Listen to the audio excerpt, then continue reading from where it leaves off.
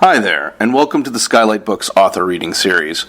If you'd like to learn more about us and our many upcoming author events, please visit skylightbooks.com, where you can browse our inventory, buy books, and join our Friends with Benefits Club. You can also follow us on Twitter, Tumblr, and Facebook.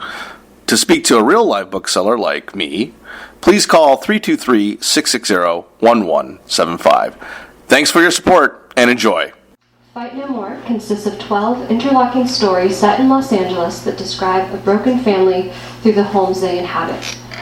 Lydia Millet is the PEN Award-winning author of 11 works of literary fiction, including Sweet Lamb of Heaven and Magnificence, which have been New York Times notable books and Pulitzer Prize and National Book Award finalists. She lives in Arizona. Zandy Hartig was Nurse Dory on Children's Hospital on Adult Swim for 7 years. On film, she appeared in Wanderlust, Role Models, and The 10. On the web, she was an actor and producer on Rainy Days. She co-starred in Giving Up, which won the 2017 New York Television and Film Festival. And most recently, she was Melissa Henry in Mosaic, directed by Steven Soderbergh on HBO. We're delighted to have Lydia Millet and Zandy Hartig with us this evening. Please join me in giving them a warm welcome.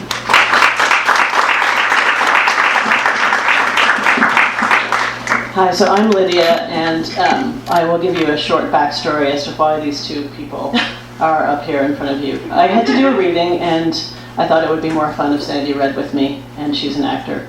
So that's the story. It's really interesting, isn't it? So we were in college together, and we've just been friends ever since, and we sometimes get to see each other every now and then. Is this good level for the mic, or? Yeah. Okay. So we're just going to both read bits of a couple of stories from this collection. It's a collection where there's a real estate agent and a lot of different people that she encounters in LA as she goes about her job and her private life. And I thought that I would read a bit from a story called Breakfast at Tiffany's, which is about this angry kind of teenage guy. He's angry because his father has recently left his mother for a younger woman that he got pregnant. And in this, it's not the beginning of the story. In the beginning of the story, he was furiously masturbating in his house while the real estate agent was touring it with some potential buyers. And he sort of timed this to embarrass everyone because he doesn't want the house to be sold and he doesn't want to go live in a crappy apartment.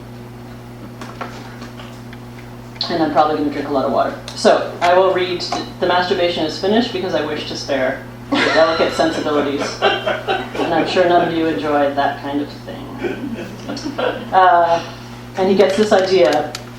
He's angry at his father. He loves his mother. He's sorry for his mother. And he gets this sort of stoned notion in his head to go buy her something. That was the plan. Nothing fancy. Plain and simple. House full of flowers. Not cut flowers, because they die too fast. They die all at once, turn the house into a brown forest of death. Too depressing. No, flowers in pots, that plant place she liked on Sunset, Silver Lake. He'd bring them back in truckloads. What did he have, 3 hours or 4 if she worked late? Maybe he'd have them delivered. Money was no object, because he's using her credit card. When she walked in, 1,000 blooms. No gray or brown there, orange, yellow, and red. Transit umbra looks permanent. The shadow passes, but the light remains. He likes Latin and Sid Vicious. And porn. A part of her, sure, would be quite amply pissed. The rest of her would remember even when he was gone, moved out, too old to live at home, for all the time after when she would have to be alone. He went down to the garage, took the keys off the hook, and got into the work truck. The only solid thing Lord Vader had left them. Waited as the garage door cranked up, waited longer as a nanny passed on the sidewalk with a stroller in front of her and a little kid toddling behind. The rich parents were the only even half-smart ones, outsourcing. He'd never gotten what was in it for parents. You saw them everywhere, fussing around their kids, doing dumb, small shit. Always bent over fastening things, unfastening them, wiping the offspring, pushing or pulling them, sitting them in small chairs, rolling them, swinging them, feeding them with small spoons. Servants for no money. There was a word for that. Weird how everyone wanted to act wild, but in the next breath tame. It happened overnight. You partied, then you got married and turned in your balls. You lined up to turn them in, eagerly packaged them, tying a bow on top. If you didn't have kids, there was still a chance, maybe. Because even married, as long as you didn't have kids, you could keep doing drugs. Go out a lot. Nursery, it said on the sign, like the little plants had their own rattles and cribs. But inside it was disappointing. There weren't as many flowers as he'd expected. There were mostly leaves and stems, green parts. Even the flowers were mostly lame. Not like starbursts, not like glamour, they just sat there. God damn, nothing was ever fucking splendid. Never splendid, god damn. Was he supposed to go home with a bunch of ass bushes? Pots of ass dirt? Bullshit. He kicked a pot, hurt his toe, looked closer. The blooms on it were seedy and bluish. Agapanthus, Stevie's wonder. Sun to part sun hybrid. Seriously, a plant named for Stevie Wonder? Sick. Jeremy? No way, nuh-uh. The new wife, Laura, pregnant as shit. He said, grunting ape-like. Jeremy, hey, it's so great to see you. You still haven't been by the house. What are you doing at a garden store? She reached out and hugged him, her bag sliding off her shoulder and hitting him, as the baby bump nudged where it should never go. The floor slanted down, plus she was just the wrong amount shorter than him. So wrong. Through a veil of skin and blubber, his fetal half-sister was barely 3 inches from his deep. He looked past the new wife's shoulder at a fat frog. It was a planter thing made out of china or whatever, and out of it stuck a bunch of those ugly flowers you saw on cement doorsteps. Wrinkled, a pylon color orange. The frog's bulgy, heavy-lidded eyes made it look sly and evil, like it would slurp out a tongue and gulp your head. Nothing, he said, pulling back. Dad here? At work. I wanted to surprise him with some new plantings. I mean, I'm not actually putting them in. I can't even touch my toes. Just buying them for the gardener. How about you? You running an errand?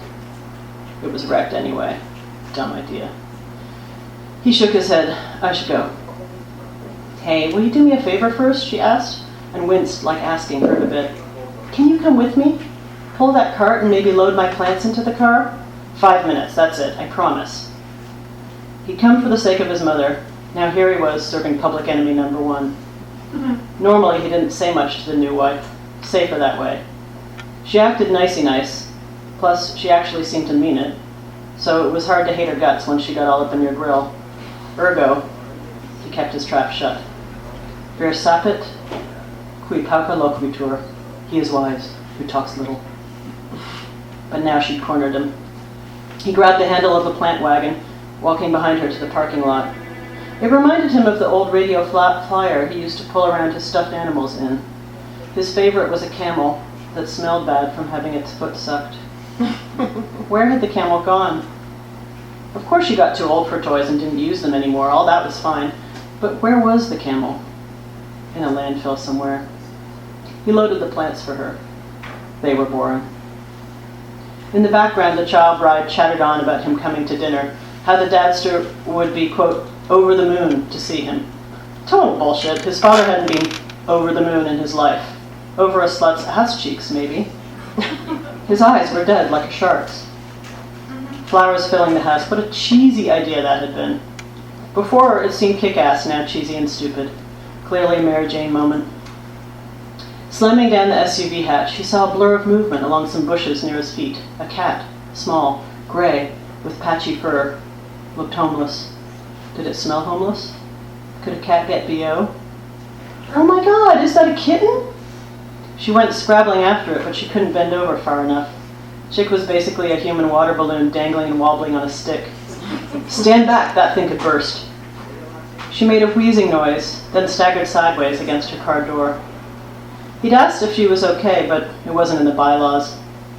Whenever it randomly occurred to him to act normal/human to her, he thought of the dadster hitting that. Made him wish he had the talent of spontaneous puking. Slowly she righted herself, mouth breathing. That poor little guy's gonna get run over, she said. Don't you think? All that traffic? Like 20 feet from here? Oh my god, it's just a kitten. It was small, sure, but looked ancient. A cat Gandalf, a Merlin, a wrinkled graybeard. If it was human, it'd be bent over and carrying some kind of gnarled staff, gumming and mumbling. Luckily it wasn't. Say what you like about a decrepit cat, it was still better than a decrepit human. It faced away from them, tail waving, head under a bush, and then turned around with something in its mouth. "Oh," said Laura, "oh no, is that a little mouse?" Child bride thought flea-bag feral cats were cute kittens. She thought moldy hot dogs were itty-bitty mice. She thought his father was a great guy. He could see the packaged greasy litter under the hedge. "It's like a Hebrew national," he said. She looked relieved. "Hey, but won't you come over later? Please, just come have dinner with us. It'd be so great." He shrugged. She kept staring at him and smiling, all hopeful, like she was hanging on his answer. Finally, he did a half nod, grudging. That way, if she tried to hold him to it, he had a way out. What did they call it in the CIA? Deniability. Yeah, plausible deniability. On the way home, he saw a billboard with a puppy on it. Maybe that was what he should have gotten, a puppy. His mother was allergic to cats, but not dogs. His father never let her have a dog when they were married, but she was always drawn to other people's, scratched them behind the ears, obsessively bought gourmet treats for them. Once she'd driven a platter of leftovers to the pound to give to the homeless pit bulls, waiting to be put to sleep. But the pounds didn't want it, something about too much cream. So she threw out the platter right there at the pound. After, she said to him, "I mean, this is exactly what's wrong with the world." Maybe what she needed wasn't anything like flowers. Maybe that was like a Band-Aid. Some people let their babies cry for hours just to teach them to shut the fuck up. Probably worked. But then the babies grew up and turned into psychos. Still, maybe what she needed was tough love. It was too late for her to turn psycho anyway. Late onset psycho wasn't a thing. Her shrink didn't do shit, was what it sounded like to him whenever she told him the stuff the shrink said. Her shrink just basically agreed with her.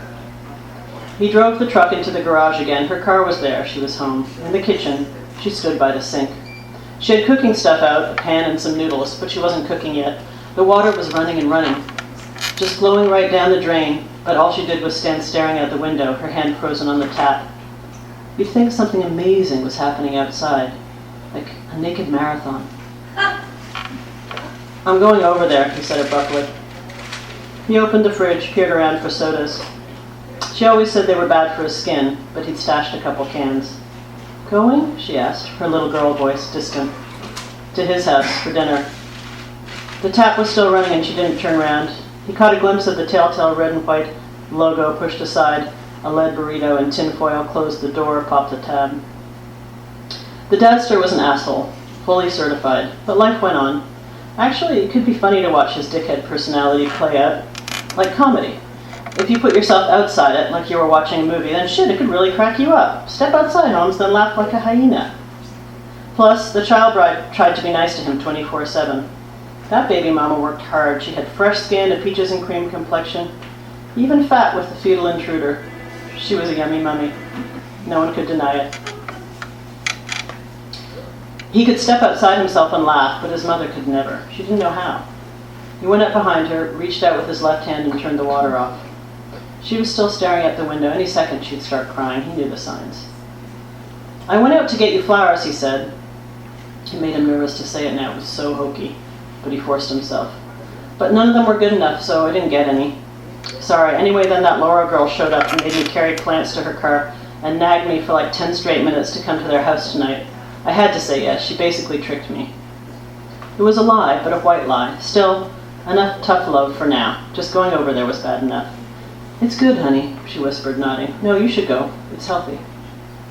But he was supposed to be angry, wasn't he? He did the angry. She did the sad. Division of labor. "It's good for you to spend time with your father," she said. Turning away, she lifted the back of a hand to her face, maybe wiping a tear, maybe not. Couldn't see. "I will, but I don't want to," he said. That at least he could give her. It wasn't a house full of flowers, but better than nothing. "You're sweet, but you don't have to hate him to be loyal to me. Go, have a nice meal, and if you have to get stoned, wait till you get home." "I will," he promised. The dadster typically smelled it on his breath and went Republican. He droned on about how stoners would never bring home the big bucks. Did he always plan to be an underachiever? How many spare brain cells did he have to waste by killing them? He would 100% wait. He thought the words a solemn dignity, like a bolt from the blue, inspiration. He would be dignified from now on. His earlier midday self, first jacking off, then flaunting it, was hereby dismissed. That was the old him, this was the new. A solemn dignity. A second cousin of his with Down syndrome had gotten baptized as an adult, if you could call her that, when her mind was 8 years old till death. Point was, she wanted to be Catholic, though her whole family was regular WASPs, because she liked the saints, the stained glass windows, and as his mother said, gruesome depictions of the crucifixion. So she worked hard to learn the lines or whatever, and the parents sent out fancy invitations with gold letters stamped on them, and he had to go. His mother made him wear a suit. At the time, he'd been pissed before they went, because if the cousin hadn't had Down syndrome, he could have stayed at home. Nobody would have given a crap. Baptism, teenage whim, they would have said. You could bet on it. But she did have Down syndrome, so on went the tie that felt like it was choking him. In the church, she was dressed in a snow-white robe and smiled without end. She beamed. His whole life, he could swear, he'd never seen anyone look that happy. Do you renounce Satan, the author and prince of sin? I do. I renounce him, he muttered under his breath, exiting the kitchen with a soda can in his grip. What, sweetie? Nothing. And all his works? I do.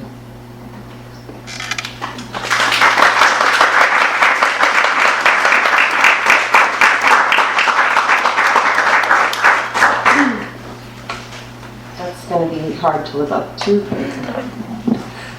I also wanted to recite a poem Lydia wrote for me in college. Zandy is sweet like a bee. Thank you very much. I've never attained the level of that person.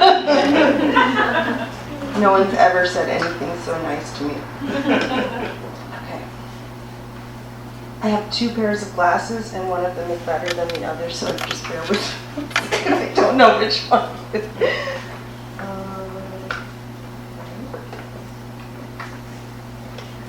Definitely is. Okay.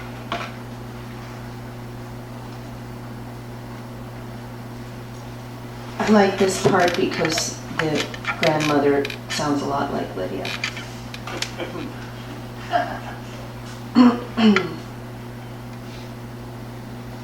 On the shelf, should I explain what the context is? Yeah, you can give the context Okay, if so you're okay with it. Yeah, the grandmother is moving into her son's house. The son is the father that Lydia was just talking about, the asshole father. And also the grandson plays a small role in this, and also the trophy wife. Yeah. So the trophy wife is showing the grandmother the new place where she's going to stay, which is like a back house in back of the grand house.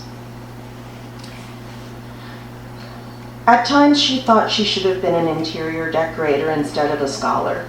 She would have failed, needless to say, too many harsh judgments. She would have tried to rule her clients instead of satisfy them, ride roughshod over their taste, correct, uplift, and educate. She would have been as popular as head lice. No wonder she'd thrown in her lot instead with the Nazis. On the cream-colored sectional sat Laura, reading a pregnancy book that had the heft of an annotated King James. They put them through their paces these days, the wealthy mothers. You had to read a Bible-sized parenting manual, and make no mistake, its commandments were stern. Thou shalt not eat unpasteurized cheese. Laura looked up, smiled sweetly, a good-natured girl, despite being a trophy, and stood, offering a wide array of beverages, up to and including a fine Hendrick G&T. But she couldn't stop walking now on her way to the guest house. No, her progress would not be impeded. You know what it's like, she told Laura, who had stood up and padded nervously beside her, belly leading. On one hand hovered midair as though to prop her up in the event of a sudden timber. Once I go down, I can't get up again. I've fallen and I can't get up. Remember that famous commercial? The girl shook her head, confused. Of course, that commercial was before her time. Born in 1991, literally half the age of the man she was married to. Paul, was already 48, but still didn't believe in old age. As far as he was concerned, decrepitude was something that happened to others, his mother, for instance. It would come as quite a shock when it happened to him. At that point, he'd have to marry a 12-year-old to feel young. "Let me get it," said Laura, and opened the door for her. She stepped onto the deck, slowly down the redwood stairs, slowly onto the flagstone path. The garden was beautiful, though it lacked her Norfolk Island pine. It lacked her lupines and swells of California poppies, but those could easily be ushered in. Her pine, though, she'd never see its like again. Once she moved here, after her own dear house was sold away, no tree she planted would grow tall before she disappeared. She'd take that G&T, she told Laura, as soon as she was situated in the guest house on a chair. "Thank you." Laura kept up a stream of quiet talk as they made their way down the path to the cottage, whose door stood open now. Paul had deposited her boxes square in the middle of the doorway, she could see, so that she'd have to steer around them. Laura said something about a stroller, then a swing, then a vibrating chair. Containers. Babies were mostly about buying polymers now. Feminism had taken the form of plastic. Arms are the best place for babies, she wanted to say. You don't need all that crap. In the small house, it was cool, and a fan turned slowly on the ceiling. Laura was surprisingly patient about holding up the pieces of framed art against the walls. She marked the walls carefully with a pencil once she was told where a piece should go. "What's this one of?" she asked. Remarkable image, shades of red, a golden amber, steel gray in the background. "Oh, wow. Is that black thing a swastika?" "Yes," she said. "This is an original poster for the most famous of all the Nazi propaganda films by Leni Riefenstahl. You've heard of it, I'm sure, Triumph of the Will? You're not afraid the swastika will, offend someone?" "Offend," she murmured. The girl made her shake her head inwardly, but she couldn't help liking her. "Well, it's what I study. Still working on a paper or two. It's not an endorsement, dear. I had these pieces in my office, you see. They're part of my work, the art and the propaganda of fascism, the aesthetics." Maybe Paul had omitted to tell Laura that detail, how most of their relatives had perished in the Gulag. She wouldn't put it past him. He was a guy with little time for history, even his own family's. Offend. She'd have her desk here. She'd recreate her study in miniature. She couldn't walk well, but she could still write. "That soldier looks like he's holding the flag so awkwardly," said Laura. "It's weird how high his elbow is." The elbow was noticeably high. "Well, bearing the standard of the 1,000-Year Reich wasn't a task for pansies," she told Laura, though technically, of course, it often had been. "I like this one a lot," said the girl, taking the next frame poster from the box. "He's handsome, and the baby is so cute."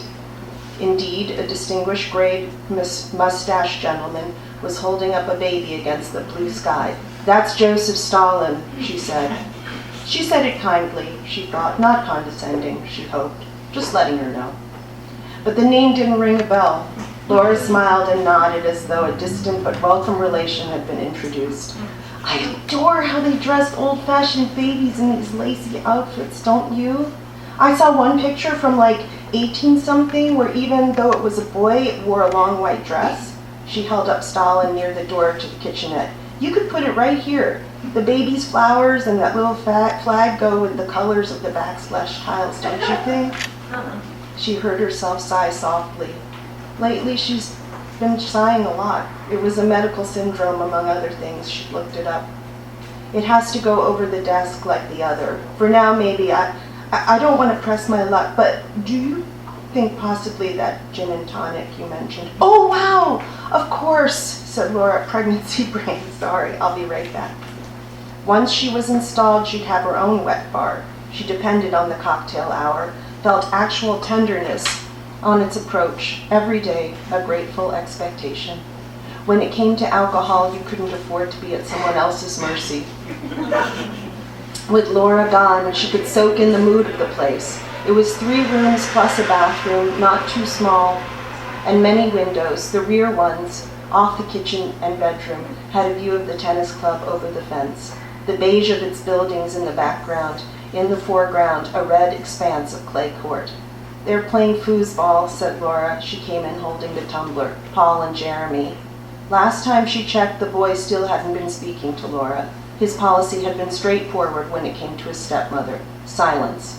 She was only 8 years his senior. He spoke to her mostly in monosyllables. Barely spoke to his father either. His mother was deeply depressed, so it was scarcely a surprising resentment.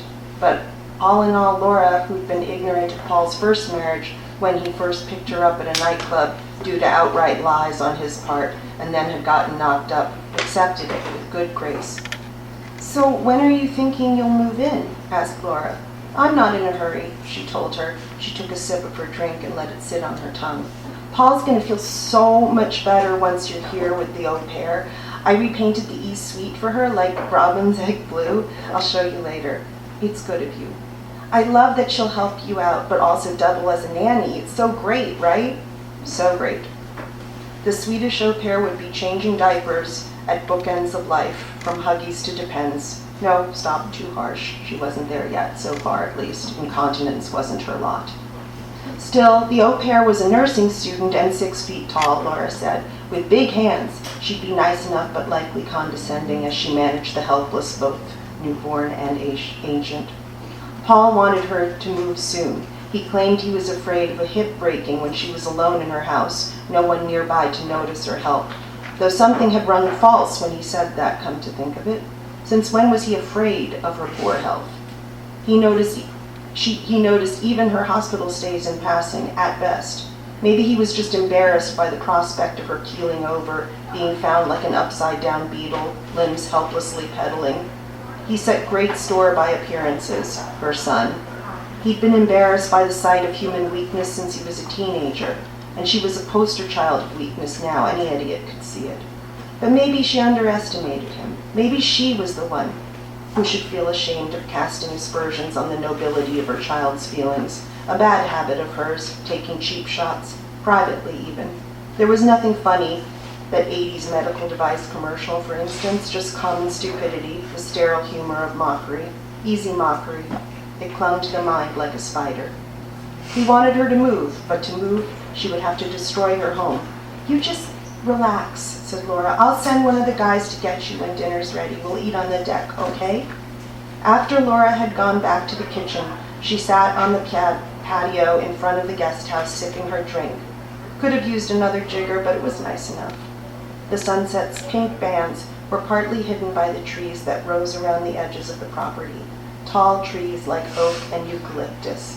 She liked the trees, but she would miss having a wider view of the sky.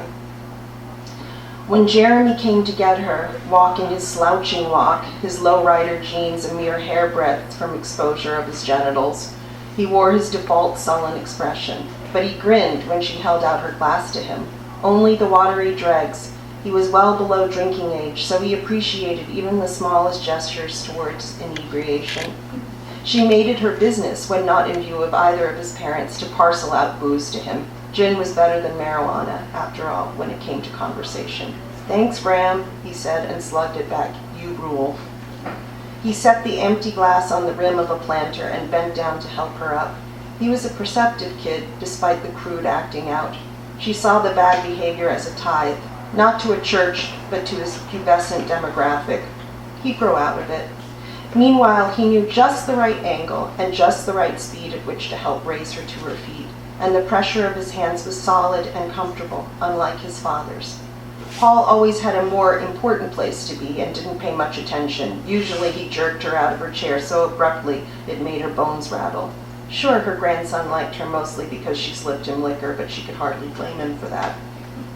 Ahead, she saw the deck's table with places set for dinner, those massively oversized goblets. They were so trendy now you could barely buy anything else to drink your red from. Some pompous ass had told the foodies their wine was only acceptable when served in fish bowls with narrow sticks on the bottom. Well, they got their comeuppance when they had to tip the thing almost vertical to eke out the last sip. She'd once seen a hedge fund manager, some obnoxious colleague of Paul's, break the upper rim of a giant goblet on his nose in the middle of a buffoonish anecdote about a slutty girl. Served him right. She chortled loudly and perhaps a shade too long for good manners. Paul had covered his embarrassment by implying she was senile. She could have made a retort, but a mother spared her son when it was in her power to do so. It had been her choice. In the low wind of twilight, paper napkins were fluttering, pinned down by cutlery. Cloth napkins would never occur to Laura.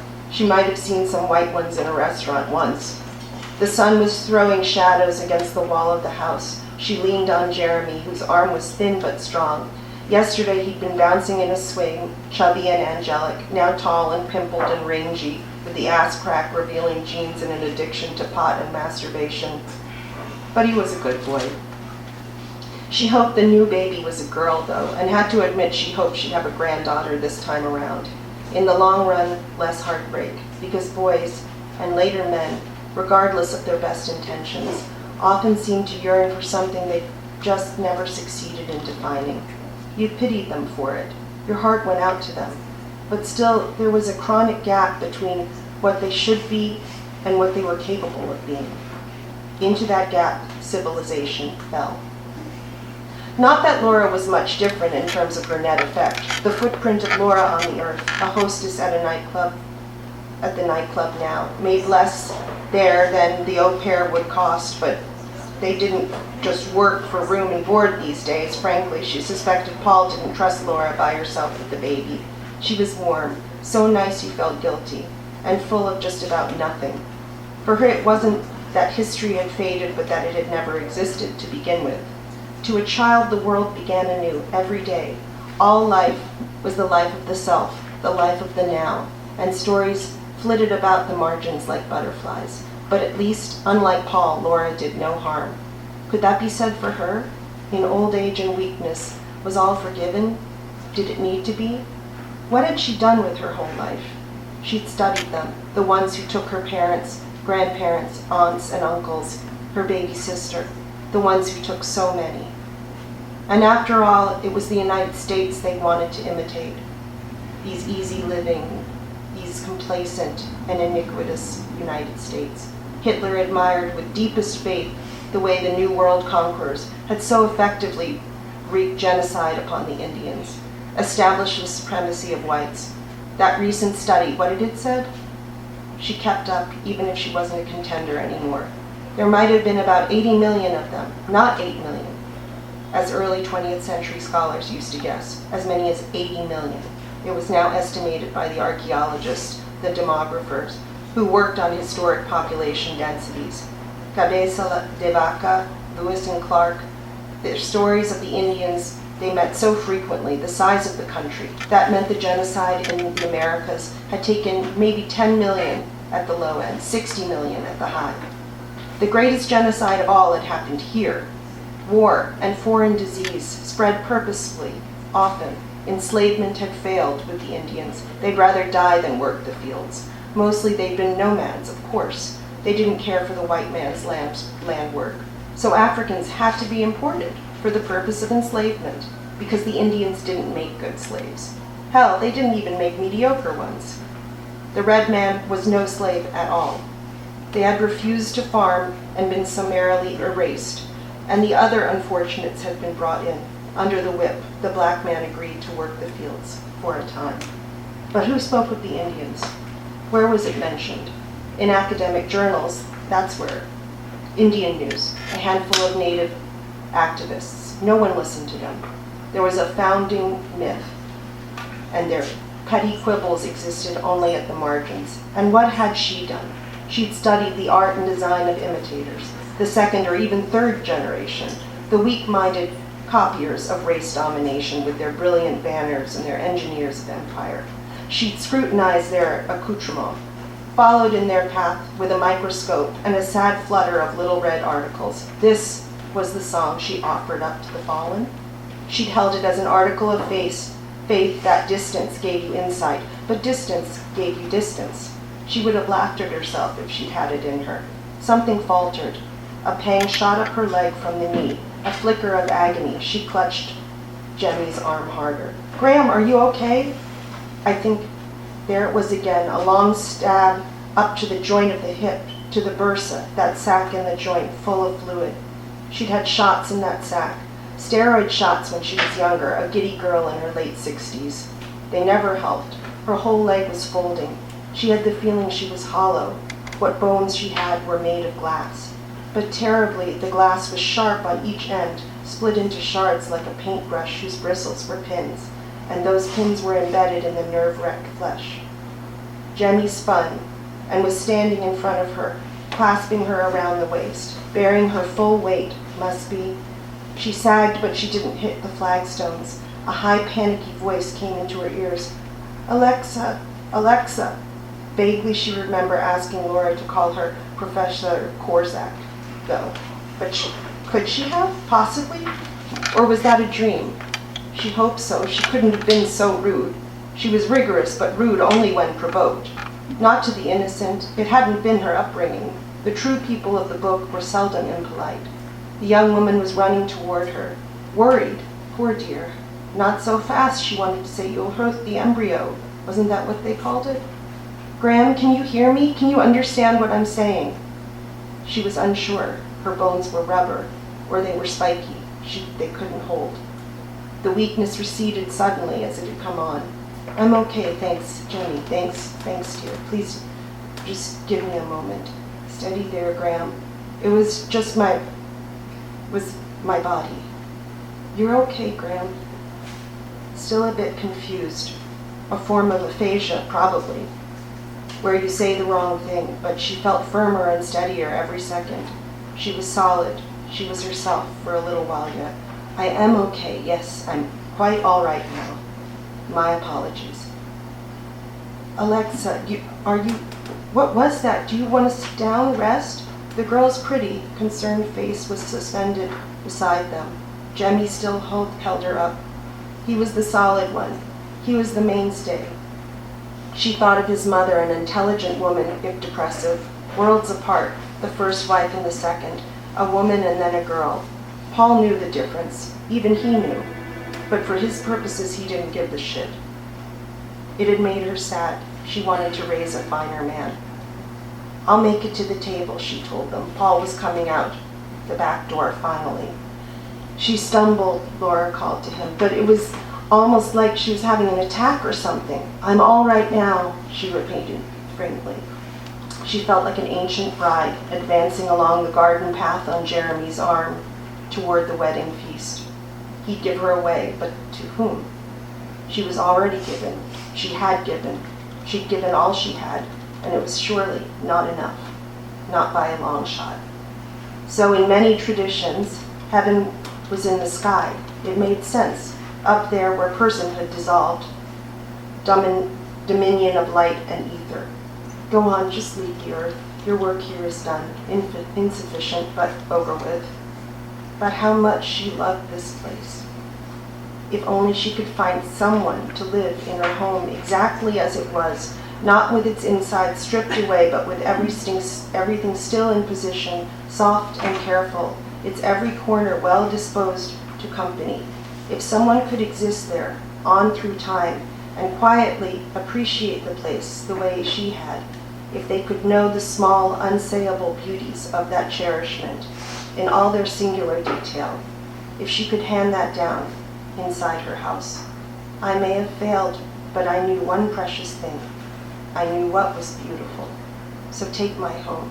Here, take the way I lived, nestled within these rolling hills. Take my view of the sky, and on a clear day, the ocean. You, too, will thank this life, flooded with gratefulness. Bow your head.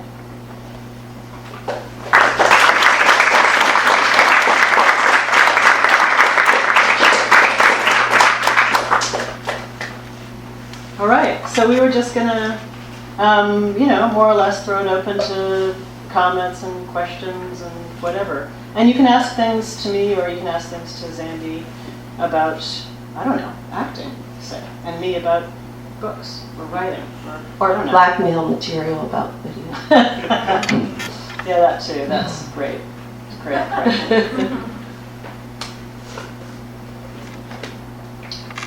Do you have any rituals around writing? Like, what's your practice? Oh, I'm never helpful to answer this question. So, I work about 30 hours a week at my day job, and so my practice is to write whenever I have a spare moment. So sometimes it's just like 15 minutes or half an hour or whatever. And so, it's not very, and then sometimes on weekends for a couple hours at a time or something. So I write in little fits and starts, and it's not ideal. I don't really recommend it. Really the only problem is that you have to read yourself back into something every time you go back into it to remember what you were doing and to be in the prose and stuff, and that just takes time. So it's not an efficient way to work. But I do like to use a laptop. I like to edit in front of the television sometimes. I like to have sort of just images and sound around. I like to work in bars. I have to limit that though. I really liked it. If I could just sit in a bar for 5 hours and just drink steadily as I wrote. I don't want to be like a cliche of an alcoholic, but it really is like it. But it is fun. It is really fun. It's fun. Yeah. It's just better that way. Let's call a spade a spade. Yeah, spade a spade. But I can't. Yeah, I can't. I find I can't do that too often. But if I could do that every day, I'd be really productive until I drop dead.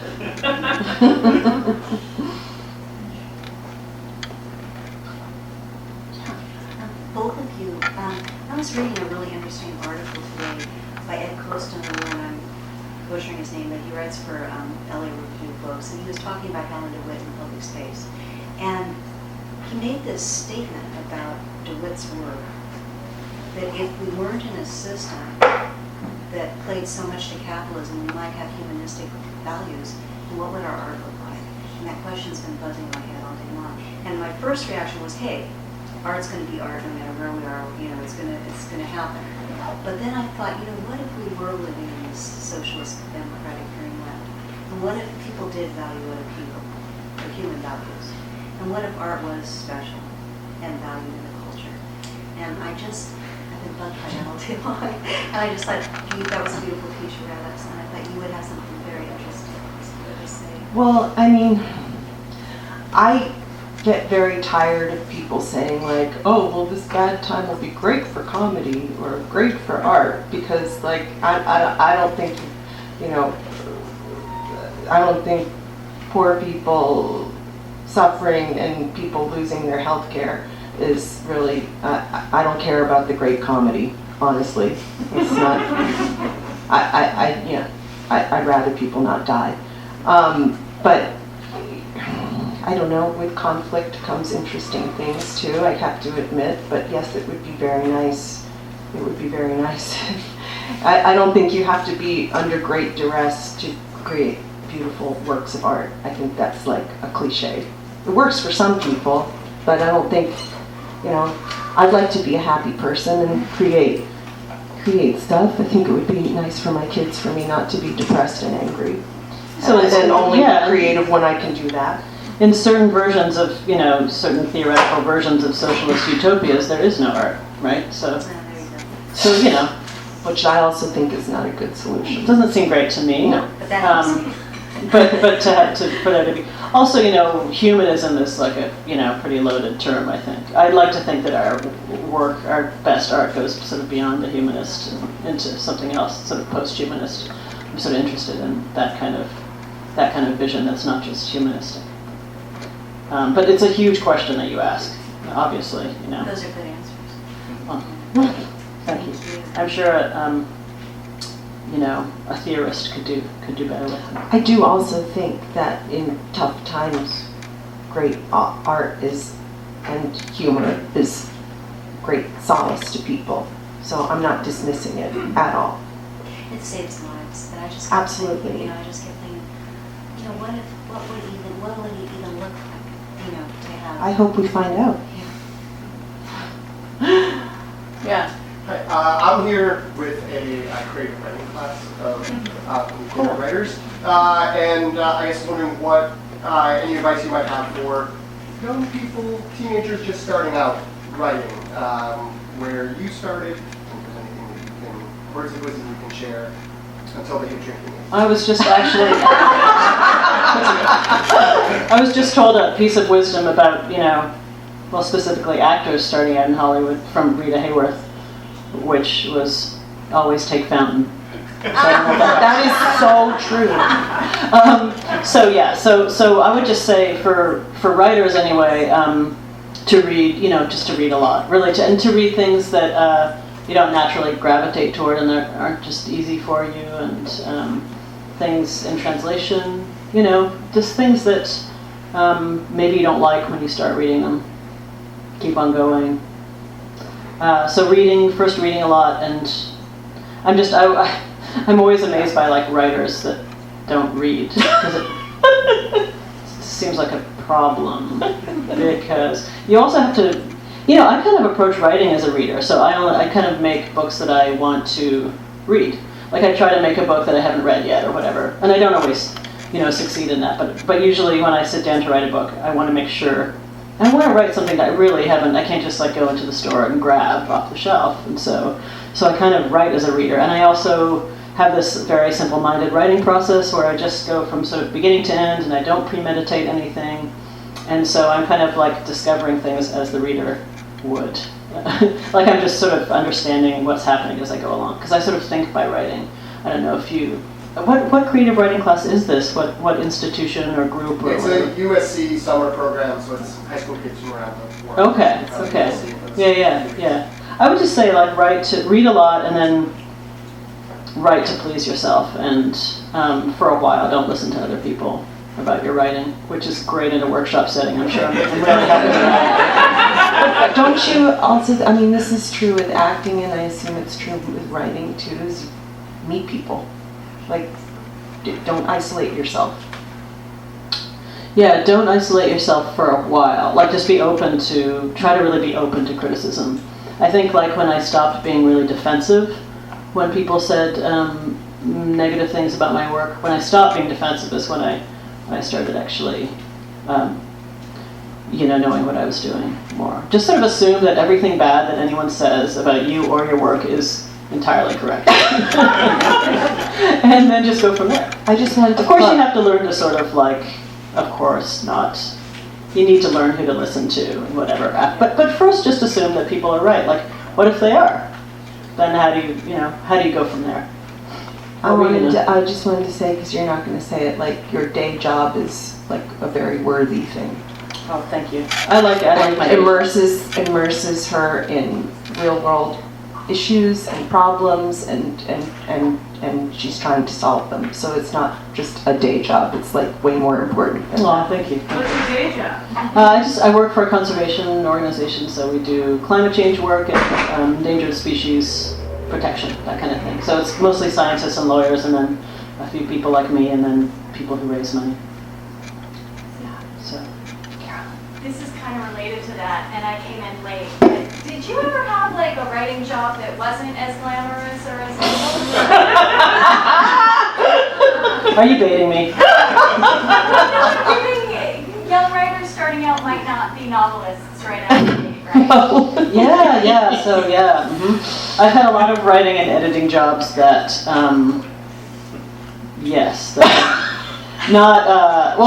I worked for Hustler magazine for a while with a friend of mine over here, and but I was just like a copy editor on that magazine, and also Hustler's Busty Beauties, and some others I don't care to name. That's how we met.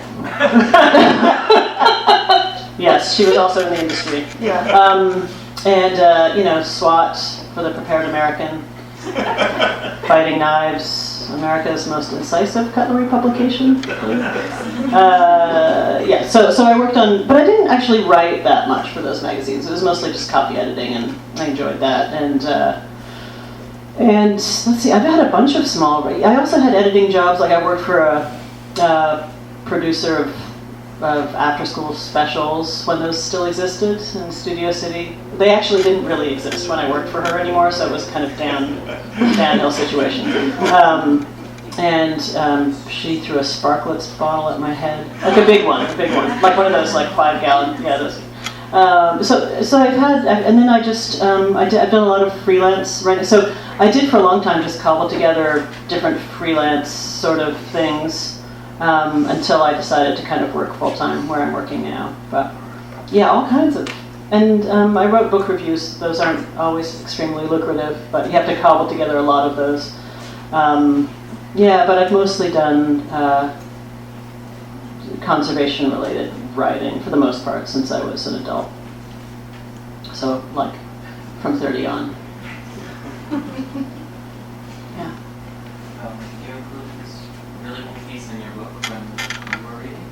It was this really interesting piece where the grandmother, I believe, was talking about how she's talking about the Nazis, and she was talking about how she feels like a lot of people who had genocide committed against them, that their struggle was only like put into books, and I thought that was really interesting, or at least that's how I was listening to it. Like, what inspired that? Because you're talking about basically the genocide committed against Native Americans, and that just kind of Yeah, sorry, what was the question in there? just what inspired you to write about that?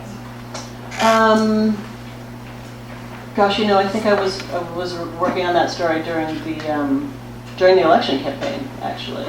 But I also have in my job done. We do some work with tribes and things, and many advocates, American Indian advocates, are very interested in the way that the sort of, a lot of people argue about the term genocide. There's a lot of academic argument about when something qualifies as a genocide and stuff. What defines something as not a mass slaughter, but specifically a genocide. So there's a semantic discussion around that. But a lot of tribal activists and stuff are pretty just kind of sort of amazed that that sort of mass slaughter doesn't get more play in the culture, and the ongoing sort of, the ongoing oppression of American Indians that is actually in the news all the time if you care to look for it. And I wrote actually about this for the New York Times. I had an op-ed. I was a columnist for about a year for the Times doing op-eds on political stuff, and one of them was actually about a specific matter where some sacred land was kind of seized and turned over to a mining company by Congress in this sort of one of those backdoor deals they do. And so I sort of got into writing about that stuff, and so began to investigate more sort of like issues around American Indian problems in those communities, and super high levels of crime and suicide, and of course poverty still. And so I was writing about some of those things in a nonfiction context while I was working on the story collection. So does that answer your question? Yeah. So this is a question for you. Oh.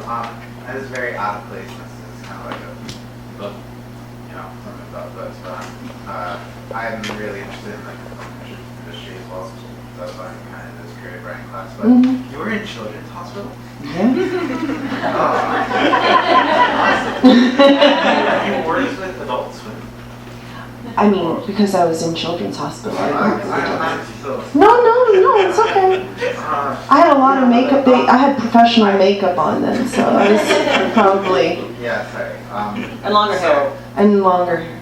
Yeah. And also pregnant a lot of the time. Right? An extraordinary amount of the time. So I have this one funny question. Are like the producers really like immature? The producers? Or like, Oh, well, everyone in comedy is really immature. I guess. No, they're not. I mean, all of them are family guy. They all not Family Guy, but they all have kids, and I mean, they're goofy, but they're definitely... They're humor, right? Yeah, they're hilarious. But I don't know anybody but the group that I was in, but they were all nice, hilarious, solid, fun, professional people. Yeah. This question's for Lydia. How did your young adult novel come about, and are you going to be writing any more for your I don't think that I will. I don't think the young adults of this nation fully appreciate me. Our kids certainly don't. Yeah, my children definitely. Yeah, No. they don't read my work. So I did. So I wrote one young adult book called Pills and Starships. But I still sort of have I have a fondness for that book. And then I did a series of middle reader books. So that's like 9 to 12-year-olds. So that no one knows about it. Yeah, exactly. That's what I'm telling you. The youth of this nation. But Lydia and I have sons that are like a couple of days apart. yeah. I don't know who. And I bet your children haven't read my books either. But I think that's a pretty fair bet. I'm trying to get my kids to read any books. It's really sad. So I started the children's books in general were sort of summer projects for me, and I thought that that they might amuse the children at some point. But since that has not materialized, no, I did read them the first of the middle reader books a couple years back. And then also I wanted to be sort of overtly political in those books, and they are much more. The YA one is like very directly this sort of post-apocalyptic climate change novel. And I've just finished writing my first sort of literary novel that really directly tackles also sort of visions of the world under climate change. But back then I hadn't really done that directly. And then the middle reader books are like about ocean acidification, always a very marketable term. So I've got this trilogy about ocean acidification I think you're really going to like. It's really sexy. The pH is dropping. And then there's also this thing happened with the third of those books where we decided to do 3 instead of 4, and so I had to fit like the whole fourth book into one. So the third and fourth book became this one, so it's incredibly insane and condensed, and I'm not going to lie to you, it's a mess. But yeah, so I kind of enjoyed writing those books and reading the first one to my children, but I don't know if, people say about like middle reader books and YA books nowadays that you're supposed to be really sort of developmental with them and sort of understand, what vocabulary, like what the lexicon is and the emotional sort of lexicon as well of different ages and stuff, and I just don't have the spirit for that or the time for that or the interest in that. And myself, I read a lot of YA and children's literature. I've always loved it, and what used to be called, children's literature, and is now sometimes more categorized as YA. I love it all, and I don't think it was as calculated as some of that stuff is now. I think it was just written because someone wanted to write it the way they wanted to write it, but I do feel like maybe the industry is not one that I just can't calibrate like that. I don't want to calibrate like that. But it is true that my middle reader books employ often vocabulary that no 12-year-old. I mean, it's just kind of a little off the charts, I think. Not that they're so lofty or anything, but just that I didn't try to dumb anything down or anything. And so maybe that doesn't work. I don't know. But they were fun to write at the time. Some of them. The Pills and Starships one I still like.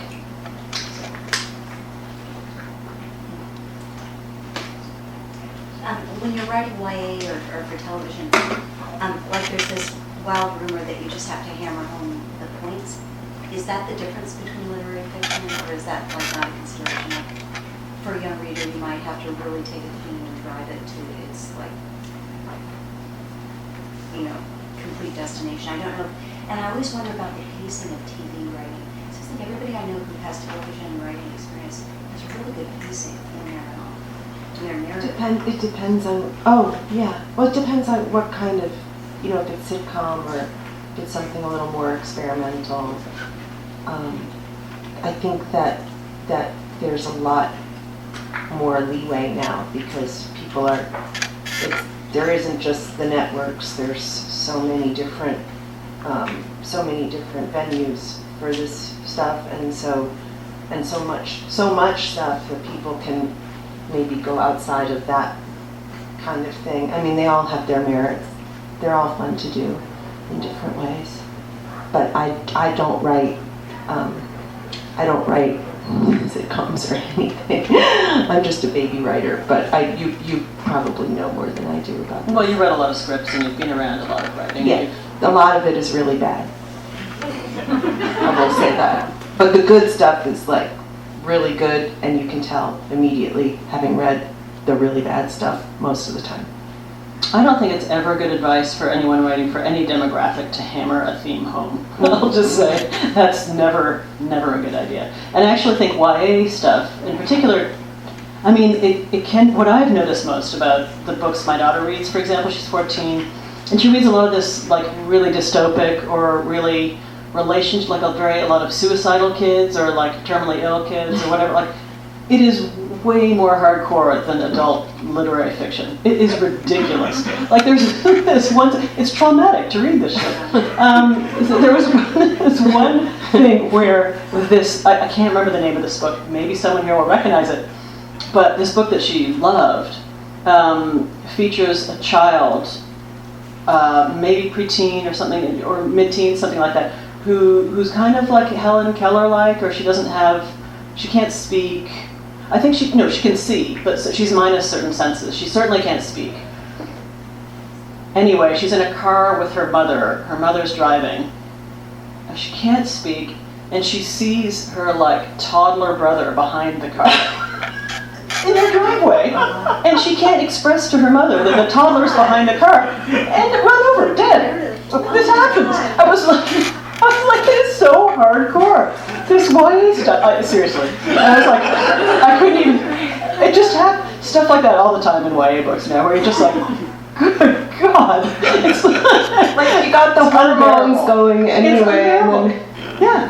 Anyway, so I really think that like a lot of YA stuff is just, it's actually a lot more extreme emotionally, and also the dystopias are, it's just much more, it can be actually much more political, and yeah, it can really take on things. But it's not, I definitely don't think that anyone should be hammering anything home, metaphorically. Anyway, you, sir, did you have a question, or were you just waving your hand around?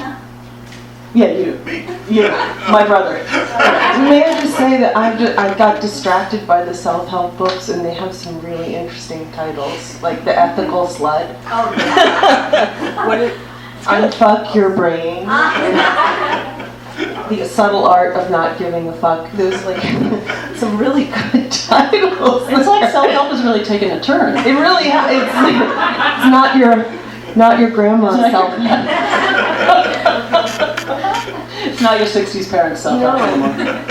Where's all the peace and love? Yeah, exactly. It's war and fucking now. There's all.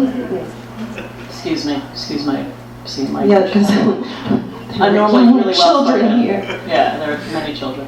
Anyway, were there other questions, comments, or anything? Also, I think I'm going to sign or something back here, so if there's anything you want to ask me about but you don't want to say in front of people, you can just come talk to me back there.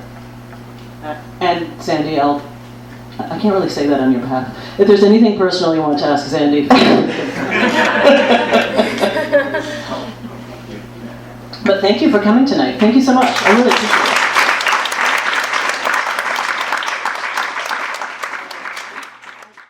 You've been listening to the Skylight Books author reading series. Don't forget, you can listen to this and all of our other great podcasts at skylightbooks.com. Thanks again for stopping by, and we hope to see you soon.